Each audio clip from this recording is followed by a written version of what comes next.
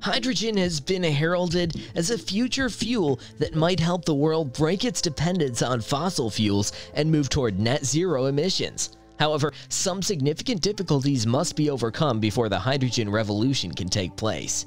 Is the excitement surrounding hydrogen then justified? Hello everyone, welcome back to our channel. When compared to converting our heating systems, greening the national electric supply with solar panels and wind turbines may be comparatively simple. Hydrogen has the ability to provide both power and heat, which is why it is such a hot topic right now. In today's video, we will give you all the information you need as to how hydrogen is fueling the future. Let's get started. The future's fuel will be hydrogen. The primary source of greenhouse gas emissions that contribute to global warming is the usage of fossil fuels. If we are to meet the Paris Agreement climate targets of keeping global warming below 2 degrees Celsius and even more ambitious goals of limiting temperature rise to 1.5 degrees Celsius, we must substantially reduce our reliance on fossil fuels. Hydrogen-based solutions have enormous promise for reducing fossil fuel consumption in all of the key energy sectors: heating, transportation, electricity, and feedstock. It can be used to create heat for the production of cement and steel, as well as for building heating. Trucks, planes, and ships could all be driven by hydrogen-fueled engines in the future. In addition, power plants that run on hydrogen rather than gas can be developed. Hydrogen can also be utilized as a feedstock in the manufacture of fertilizers, for example. When hydrogen is combusted with oxygen, it produces essentially no greenhouse gas emissions and can be used in internal combustion engines or fuel cells. Water vapor is the sole substantial emission. Hydrogen generation and storage are now being studied in depth. The solar hydrogen system can provide a completely emission-free way of hydrogen production. Although steam reformation of methane is now the most common method of producing hydrogen, the pollutants produced may be managed far more effectively than our current transportation fuel system. Climate change is a critical topic that many people are becoming increasingly aware of. The global warming phenomenon has been exacerbated by rising CO2 levels. CO2 levels, as well as the world average temperature, have grown considerably in the last 200 years, as seen in figures 1 and 2. Hydrogen is considered the most important and necessary element in the universe. It is required for survival. It makes the majority of the sun and is found in practically all living things. However, pure hydrogen is extremely scarce on Earth. Instead, it is mostly found in the form of water, where it is coupled with oxygen. So, how does this abundant metal become a fuel that could aid in the planet's survival? The first step is to obtain hydrogen. This is accomplished through the splitting of molecules. This necessitates the use of energy. Methane can be used as a source of power or as a source of steam through a process called steam reforming. You can either burn hydrogen directly or mix it with oxygen in a fuel cell, which works similarly to a battery. The fuel cell produces both electricity and heat as a result of the process. Water is the only waste. One of the advantages of hydrogen in a hydrogen vehicle is that the only emission from the tailpipe is pure drinkable water. Of course, this is in contrast to the internal combustion engine, which emits a slew of harmful chemicals and carcinogens. This means that hydrogen can be a completely green fuel as long as the energy utilized to manufacture it is renewable. It isn't the first time that hydrogen has been heralded as a future fuel, so why hasn't it caught on? Making hydrogen needed large amounts of fossil fuel or nuclear energy before renewables became available at scale, making hydrogen both more expensive and inefficient than alternative methods of storing and transferring energy. Hydrogen was simply not worth it until climate change became a political priority. For decades, fossil fuel infrastructure has been in place. It's trillions of dollars in old equipment, and the firms that produced it are fighting to protect their investments.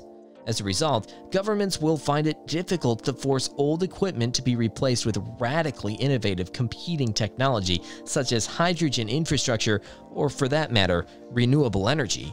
Hydrogen gas is extremely flammable and must be kept in a certain manner.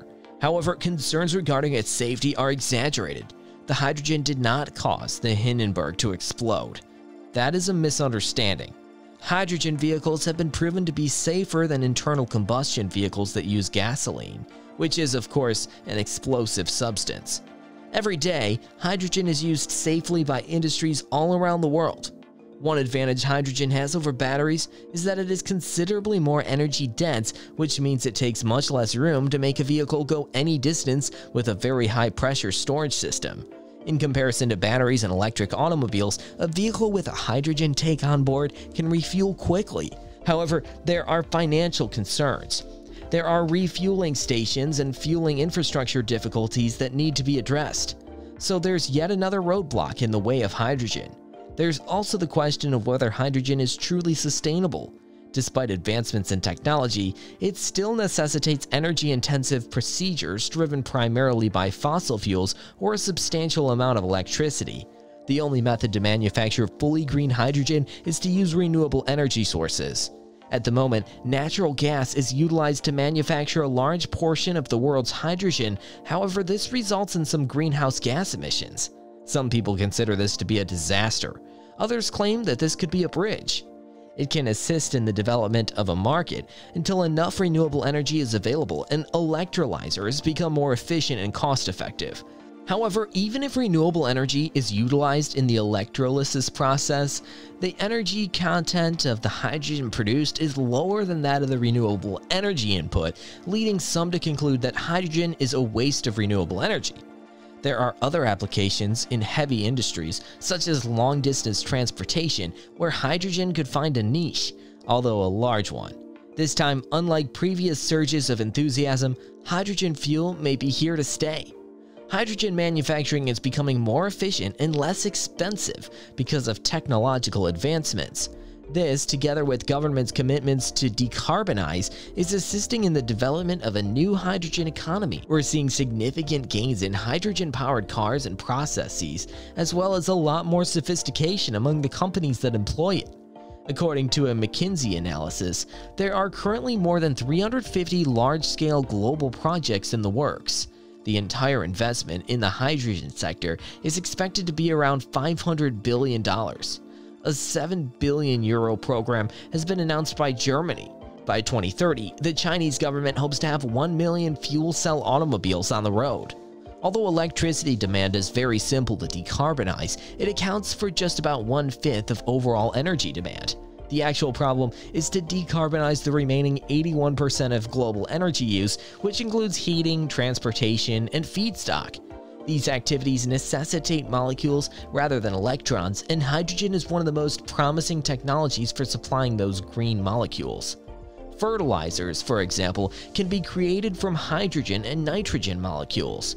In the steel, cement, and glass sectors, hydrogen molecules can also be burned in furnaces to provide high-temperature heat. It might also be used to power trucks, planes, and ships, and it can supply low-carbon heat in buildings. We must consider the technologies required to achieve a net-zero carbon planet. Hydrogen, without a doubt, will play a part. Electrification will lead to the decarbonization charge in the medium term, but there's a lot of potential for a true hydrogen revolution in the long run, which would play a huge part in a decarbonized society. That's all for today. Thank you for watching our video. Don't forget to give a thumbs up if you liked our video. Do share it with your friends, and also subscribe to our channel.